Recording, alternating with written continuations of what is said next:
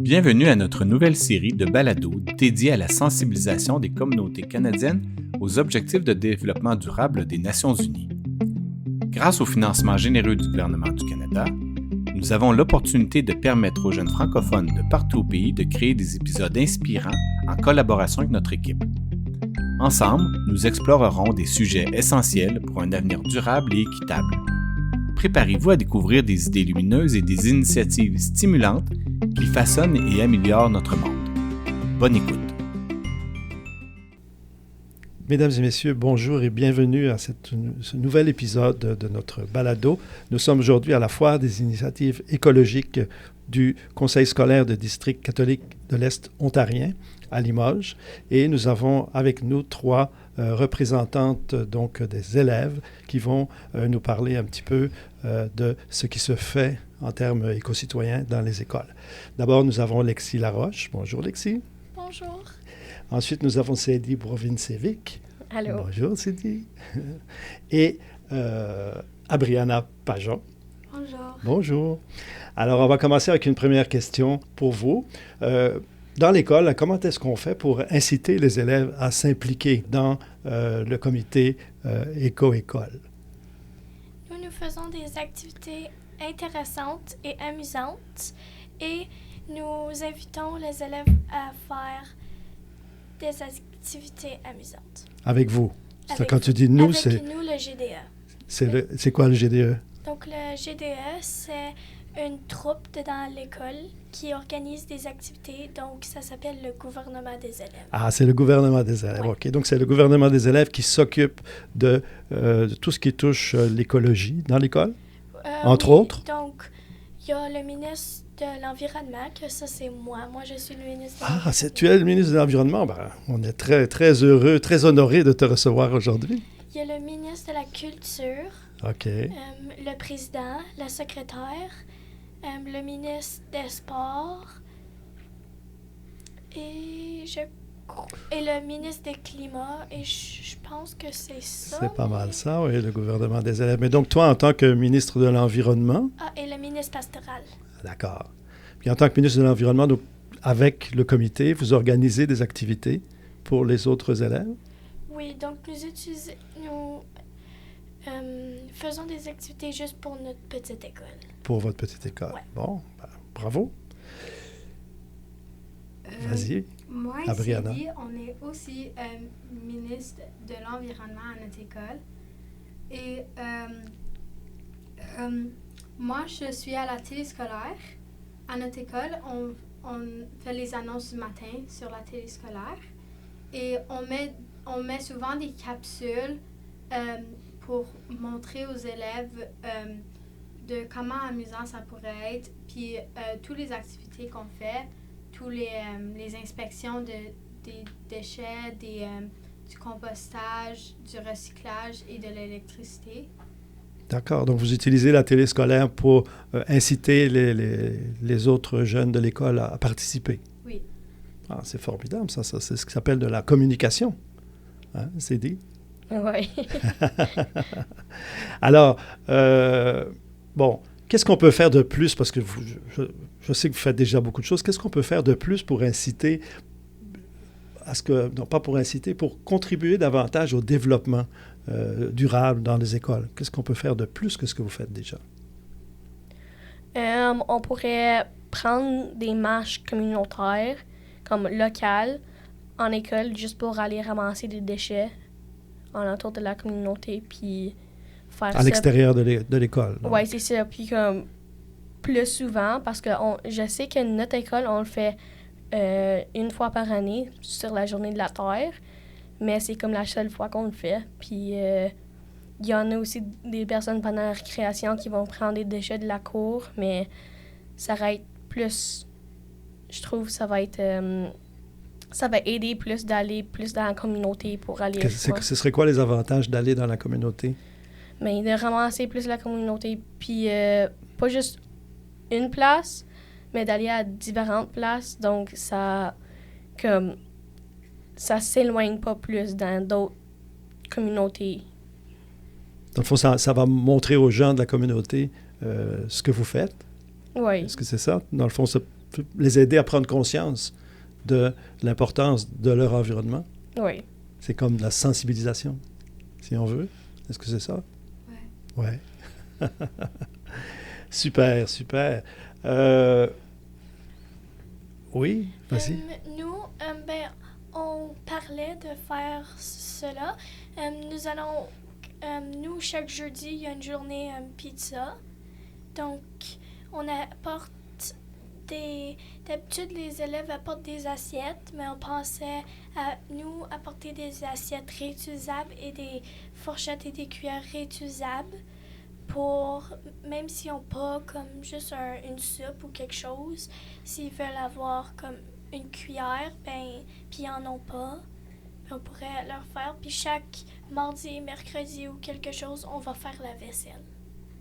D'accord, d'accord. Donc là, vous fourniriez de la vaisselle Ouais, pour, réutilisable. pour ceux qui n'en ont pas. C'est ça, de la vaisselle réutilisable, évidemment, Quand ils toujours. auront fini avec, il nous redonnera et on fera la vaisselle une fois par semaine.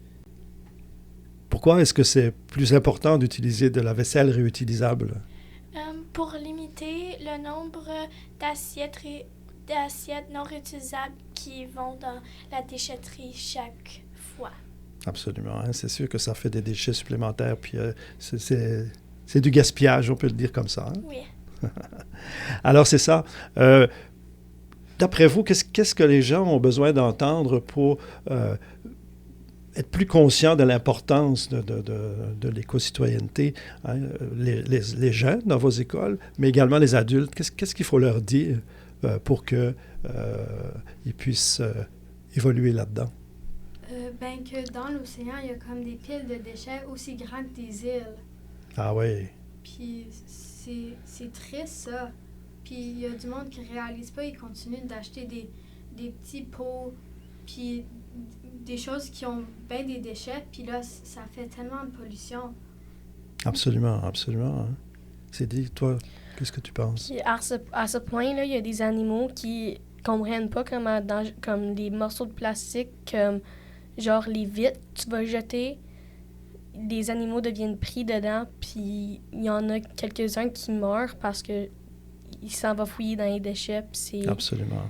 Absolument. C'est vraiment important, en effet. Ça, c'est quand tu parles des îles de plastique, là, c'est vraiment un phénomène. Bon, c'est loin de nous, mais quand on voit des documentaires ou des choses comme celle-là, on se rend compte de l'énormité de cette chose-là, puis de toute la pollution qu'il y a, et en effet des animaux qui vont se prendre dans les soit manger les déchets ou bien se prendre dans les choses. Oui. Puis aussi, le plastique, c'est tellement... Il y en a tellement de plastique qu'à chaque fois que tu bois de l'eau, il y a des micro-plastiques qui sont dedans parce que c'était pas comme assez, genre... Oui, ça c'est maintenant ici, hein, les microplastiques. Ouais, parce que là, on parlait de l'océan, mais là, on est revenu, quand tu parles qu'on boit de l'eau dans laquelle il peut y avoir des microplastiques, c'est tous les jours, nous. Hein? Puis là, ça devient dans notre système, c'est moins bon pour nous. C'est mauvais pour la santé. Oui, puis même, il y a des places dans... Il y a des places qui sont pas si loin de nous que l'air est tellement pollué qu'il faut qu'ils portent des masques pour pas qu'ils inspirent cet air qui est tellement pollué. Tout à fait. Alors, c'est ça. Donc, ça, ce sont vraiment ce sont des choses importantes à savoir, à dire aux gens, c'est ça? Oui. Est-ce que vous pensez que les gens, quand ils apprennent ça, ils sont plus conscients des choses? Ils vont agir? Oui. Parfait. Alors, vous êtes dans le fond, les messagers. Ouais. Hein? C'est la chose que vous allez faire. C'est vraiment intéressant. Moi, j'ai une question assez simple. Aujourd'hui, c'est le jour de la Terre. Hein? Pourquoi est-ce que le jour de la Terre, c'est aujourd'hui, puis pas tous les jours? Bien, parce qu'il faut apprendre sur le sujet de comment garder la Terre propre.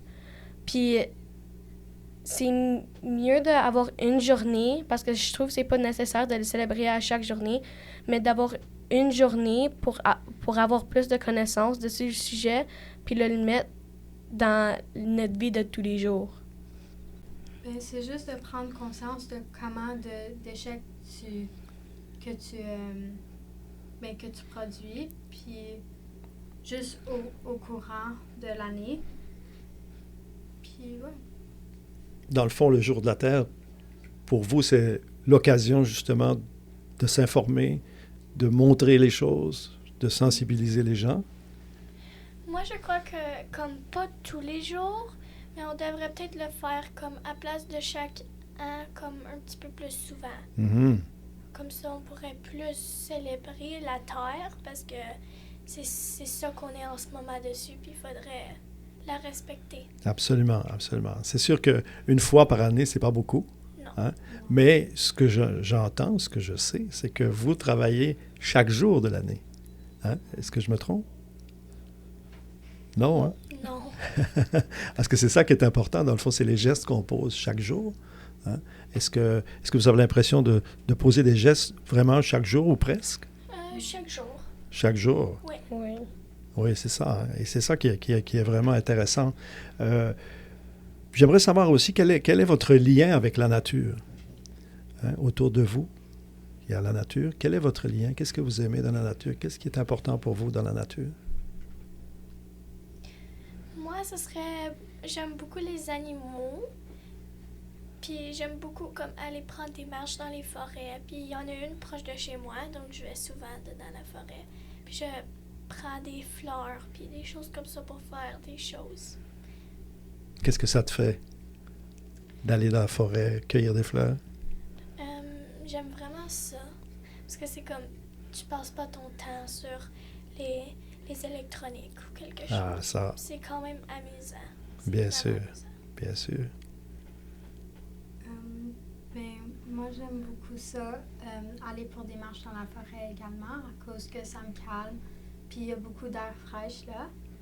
Puis j'adore beaucoup les arbres à cause que ici dans ma cour d'école, moi et mes amis, on a trouvé un arbre spécial, puis c'était comme notre arbre, puis on a vraiment eu comme une bonne connexion, puis on était toujours là à les récréations, c'était vraiment comme... C'était là, puis si c'était pas là, c'est comme notre amitié, elle serait pas pareille. Intéressant. Ça veut dire qu'il y aurait un lien entre nos émotions puis la nature. Là, Ouais. Vraiment, très intéressant, ça.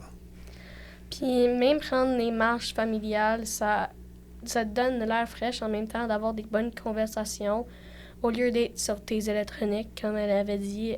Puis ça donne moins de pollution.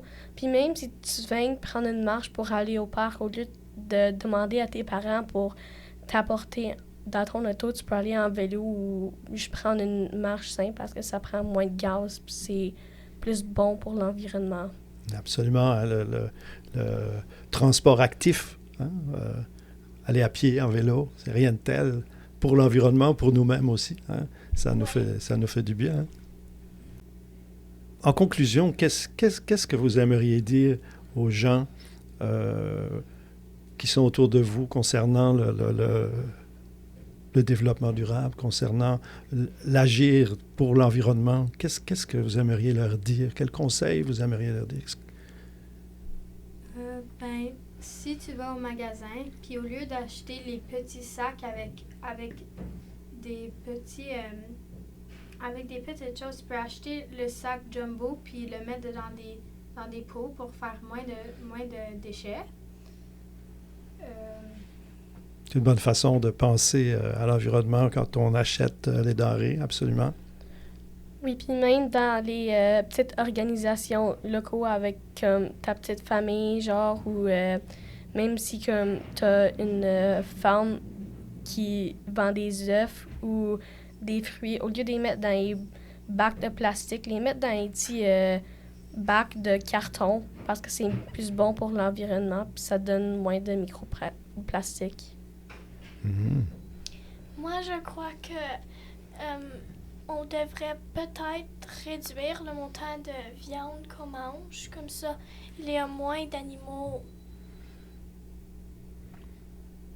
Moins d'animaux Moins qui d'animaux sont qui sont tués par... tués, élevés pour être tués et mangés. Ouais. Voilà. Et on devrait avoir comme une journée par semaine ou même 2 si ce serait vraiment amusant qu'on ne mange juste pas de viande. Absolument. Alors voilà, c'est vraiment des bons conseils que vous donnez. On voit que vous êtes des personnes extrêmement conscientes des enjeux de l'environnement, des enjeux de l'avenir de la Terre. Et je vous félicite pour ça, c'est vraiment intéressant.